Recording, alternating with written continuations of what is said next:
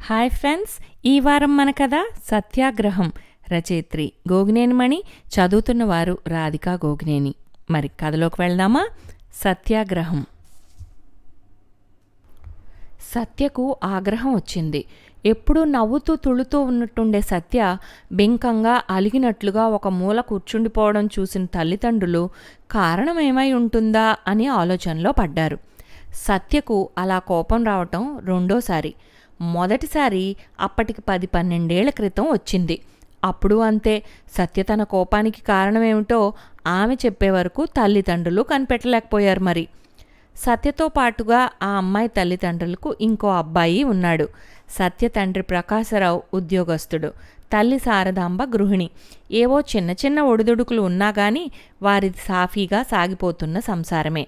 పిల్లలిద్దరూ చదువుకుని ఉన్న ఊళ్ళోనే ఉద్యోగాలు సంపాదించుకున్నారు. ఆ సంవత్సరమే ఇద్దరికీ కూడా పెళ్లి సంబంధాలు కుదిరాయి. ఆ విషయం తల్లిదండ్రులకు బాగా ఆనందం కలిగించింది. పెళ్లి ఏర్పాట్ల గురించి అందరూ కూర్చుని మాట్లాడుకుంటున్నప్పుడు సత్య రుసరుసలాడుతూ విసురుగా లేచి ఓ పక్కకు వెళ్లి కోపంగా కూర్చుంటే తల్లిదండ్రులిద్దరూ విషయమేమిటని ఆరా తీశారు.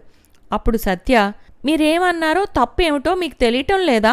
మళ్ళీ ఆలోచించి చూడండి అని చెప్పింది. వాళ్ళకేమీ తమ సంభాషణలో తప్పు కనిపించలేదు. 1-2 సార్లు గుర్తు చేసుకుని తరచి చూసుకున్నా అంతే. అదే చెప్పి ఆమెనే కారణం చెప్పమని అనునయంగా అడిగారు. తమ్ముణ్ణి నన్ను ఒకేలా పెంచారు, ఏం చదువుతామన్నా సరేనని అంగీకరించారు. అవునా? మరి అలాంటప్పుడు పెళ్లి విషయంలోనూ ఇద్దరినీ ఒకేలా ఎందుకు చూడలేకపోతున్నారు? అప్పుడెప్పుడో మీరు కొన్న స్థలాన్ని అమ్మి ఒక అపార్ట్మెంట్ తీసుకుందామని అనుకున్నారుగా? ప్రకాశ్రావు కూతురు వైపు చూస్తూ అవునంటూ తల ఊపారు. ఆ స్థలంలో ఇల్లు కట్టించడం అంటే చాలా ప్రయాస, అందుకని ఓ అపార్ట్మెంట్ తీసుకుందామని నిర్ణయించుకున్నాం. కానీ ఇప్పుడు చక్కగా మీ ఇద్దరికీ ఒకేసారి సంబంధాలు కుదిరాయి కాబట్టి ఆ స్థలాన్ని అమ్మిన డబ్బుని నీ పెళ్లికి కట్నంగా ఉపయోగించడం బాగుంటుంది అనుకుంటున్నాం. ఇదే ఇంటిలో అద్దెకి ఇలాగే కొనసాగితే సరిపోతుంది. బాధ్యత తీరటం ముఖ్యం కదా అని అన్నారు.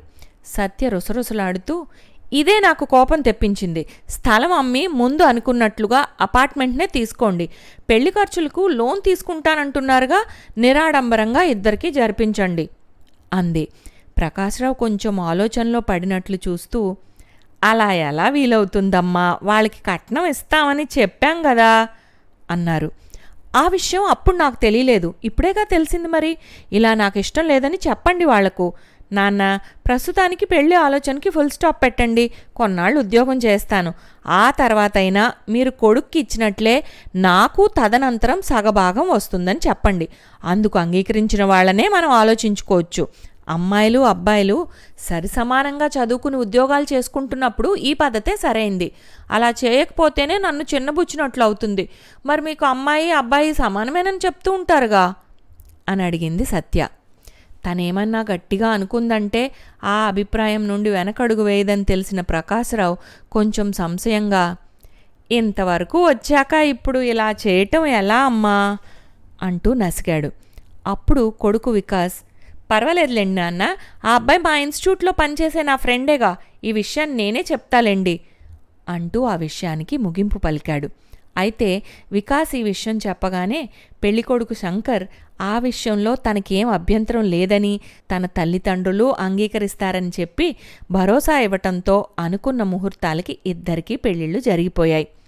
ఆ తర్వాత 3 ఏళ్లకి ఇద్దరికీ వేర్వేరు ఊళ్ళకి ట్రాన్స్ఫర్ అవటంతో మకాం మార్చి అప్పుడప్పుడు తల్లిదండ్రులను కుటుంబాలతో వచ్చి చూసి వెళ్తూ ఉండటం జరుగుతోంది. ఇద్దరికీ కూడా పిల్లలు ఉన్నారు. ఇప్పుడు ఇద్దరూ ఏదో సందర్భంగా తల్లిదండ్రుల దగ్గరకు వచ్చారు. అంతా కలిసి కూర్చుని మాట్లాడుకుంటున్న సందర్భంలోనే సత్యకు కోపం వచ్చింది. తమ సంభాషణలో ఇప్పుడు ఏం తప్పు దొర్లిందా, సత్యకు కోపం రావడానికి కారణం ఏమై ఉంటుందా అని ఆలోచనలో పడ్డారు. ఇద్దరూ సత్యవైపు అయోమయంగా చూస్తుంటే సత్య తల్లిని ఓ మాట అడిగింది. అమ్మా, నా చిన్నప్పుడు అప్పుడప్పుడు రంగారావు తాతగారని ఒక ఆయన వస్తుండేవారు, నీకు గుర్తుందా? శారదాంబ నిట్టూర్చింది. ఎందుకు లేరు? ఏదో పని మీద మన ఇంటికి వచ్చి 2 రోజులుండి వెళ్తూ ఉండేవారు. అది సరేగాని ఇప్పుడు ఆయన ఎందుకు నీకు గుర్తొచ్చారు అని ఆరా తీసిందావిడ. నీతో ఆయనకు పెదనాన్న వరస అయ్యే దూరపు బంధుత్వం ఉందట కదా. చిన్నప్పుడు ఆ తాతగారి ఇంటి పక్కనే మీరు ఉండేవాళ్ళమని చెప్పావుగా.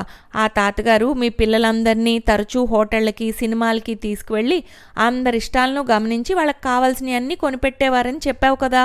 ఒకసారి మన ఇంటికి వచ్చినప్పుడు ఆ తాతగారు నీతో ఏమన్నారో గుర్తుందా? మా ఇంట్లో కోడల్ని నాకు ఇది ఇష్టం అని చెప్పి చేయమని అడగలేనమ్మా. నువ్వు కూతుర్లా నాకు కావాల్సినవి ఆరా తీసి కనుక్కొని చేసి పెడుతూ ఉంటావు. నాకు కూతురులేని లోటు నువ్వు తీరుస్తున్నావమ్మా అని కదూ అన్నారు. అప్పుడు నేను అక్కడే ఉన్నానుగా. ఆ తర్వాత నువ్వు నాతో ఏమన్నావు? ఆ తాతగారు ఏమన్నారో విన్నావా? ఆడపిల్లల దగ్గరే తల్లిదండ్రులకు చనువు ఎక్కువ ఉంటుంది కాబట్టి స్వతంత్రంగా కావాల్సినవి అడగగలరు. అలాగే అమ్మాయిలకి తల్లిదండ్రుల ఇష్టాలన్నీ తెలుస్తాయి కాబట్టి వాళ్ళని చక్కగా చూసుకుంటుంది.